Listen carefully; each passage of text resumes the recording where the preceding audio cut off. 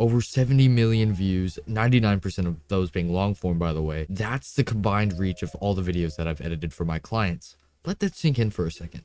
70 million. And you want to know the crazy part? I'm about to share these exact actionable tips that made these numbers very possible. No fluff, no gatekeeping, just straight actionable knowledge that you can implement today. And I know this video has no fancy edits or anything like that, but trust me, the information is worth staying for, so I highly recommend that you watch till the very end. I appreciate you for being here, and let's hop into this. Whether you're brand new to video editing or you've been grinding for years, these tips will elevate your edits and help you land better clients. So the first one is pacing. Let me tell you, pacing is everything. It's what I think I'm personally best at out of all the skills under like the editing umbrella, and I think it's personally the most important. It is the heartbeat of your video, and this is also a big part of storytelling.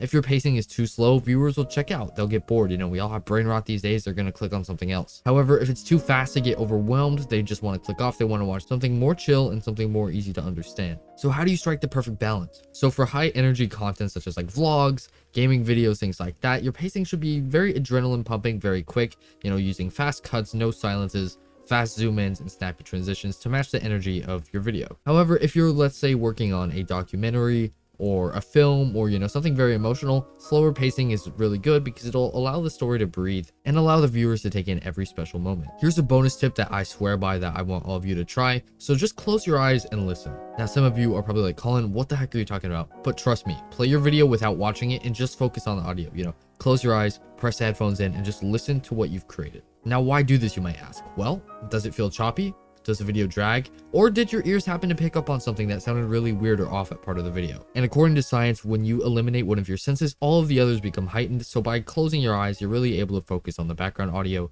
and make sure that everything is flowing seamlessly. Don't get me wrong, the visuals in a video are very important, but if the rhythm is off, the whole thing just falls apart. The point of making your pacing good is to guide your viewers through the story and video and make it digestible and something memorable. Next, let's move on to volume and workflow. So I edit about 50 to 100 videos every single month. Now, some of you are like, oh, I do that too. And some of you are like, what the heck? I edit 3 videos a month. So listen up. And I'm not just saying this to flex. Obviously, we all edit different types of content, but it's a testament to having a very solid workflow that I stay consistently at 7 days a week. Yes, I work 7 days a week. What are you going to do about it? So if you want to scale as an editor, you need systems in place. For me, it's about balance. And I like to handle things like organizing footage, creating rough cuts, and refining edits in this stage. This way, I'm not reinventing the wheel every time I open a project. I have things ready to optimize speed. Sorry, just taking a swig of my lemonade here. Anyways, into the next tip. Templates are another game changer. Whether it's like lower or upper third pop-ups, like telling them to subscribe, transitions, or even sound effect presets and music presets, having a library of over 2,000 assets saves me hours. Plus, it ensures consistency across all the videos that I work on. If any of you would like access to those assets, by the way, shoot me a DM and we could talk more about it. So I just wanted to make another quick pause here to say, if you're serious about taking your video editing career to the next level, I want to personally invite you to my one-to-one mentorship. It's specifically designed for video editors who want to learn not just how to edit better, but how to land clients, scale their income, and turn editing into a full-fledged, full-time business. And if one-to-one mentorship is not your thing, no worries. I've also got a Discord community that's packed with some of the most amazing editors I've ever met, and it's very affordable. We share tips, techniques, and resources on the daily. We also have channels where I post high-quality gigs, and there's even group editing calls, so you never have to work alone. Both links are in the description, so be sure to check them out after you finish watching this video. Or now. I can't stop you. Either you guys are overdoing it with way too many cuts where it just sounds unlistenable, or the videos are feeling static and long and uncut. For YouTube, you need to respect the platform. The average attention span is shockingly short, so you've got about 2 to 5 seconds to keep people locked into your video. That means something has to happen, whether it's a cut, a zoom, a graphic, or even just a subtle change in like camera angle. But here's the key. It's not about randomly cutting to keep things moving. It's about cutting with purpose. For example, in a comedy video, you want your cuts to hit right on the punchline. It amplifies the humor, and in tutorials, you need to give people time to absorb information. Too many cuts will be misleading and they'll forget exactly what they're learning. Variety is your best friend here, so mix in wide shots, close-ups, overlays, motion graphics, anything to keep things visually engaging. Oh, and also don't forget subtle effects. Even if it's like a shake, a zoom, it'll also make a massive difference in how dynamic your video feels. And things like subtle zooms also just make videos so much easier to watch. Sound effects. Seriously, that's all I have to say. I'm just kidding. But if you're not using sound effects, you're leaving out so much potential on the table. Let's say your edit is like a food. Sound effects is basically the seasoning. Without it, it's bland and nobody wants it. So think about how much impact a single whoosh can add to a transition, or how a subtle click can emphasize a graphic popping up on screen.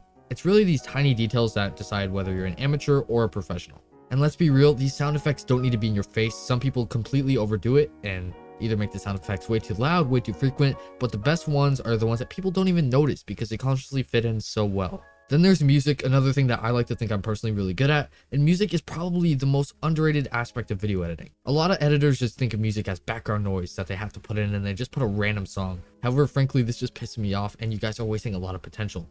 It's a tool, and it's a very powerful tool at that. The right track can elevate an edit and the wrong one can absolutely destroy it. Always be sure to pick music that matches the tone of your video. Now, this is a skill that can be developed over time because a lot of editors are like, I have no idea, what song to put here, but you learn by watching other content. Find moments that are similar to what you're working on and see what kind of music other editors used. And does it feel right? And chances are, if it does feel right, try to use something similar and yours will also feel right. And you'll know you got your music down when it's satisfying, seamless, and just makes a video look professional. And here's another tip about music. Don't just slap the music on your timeline and call it a day. Take time to actually edit the music. You could loop it, you could cut it, you could fade it, whatever you need to do. You could even use a custom like Premiere Pro tool that basically uses AI to extend or shrink the duration of a song. So when you implement this, the difference you're gonna see is totally night and day. So now that you know all this, we're into the big leagues, the big stuff. This will allow you to, actually do this as a full-time business. And listen, you could be the best video editor in the world, but if you don't know how to present yourself, you're not going to land the clients that you deserve. So how do you close these high-value deals? Step 1, showcasing your best work. And I mean your very best. Your portfolio is your first impression, and you don't want to waste that opportunity. Don't include every single project you've ever done. Focus on the ones that show off your skills and versatility. Whether it's really good cuts, smooth animation, creative storytelling, whatever you're best at, put that at the front and center of your portfolio. The next step here is communication, and I can't stress this one enough. Clients don't just want a skilled editor, they want someone who understands their vision. So when you're pitching to a client, don't just say, I can edit this. Explain how you'll elevate their content.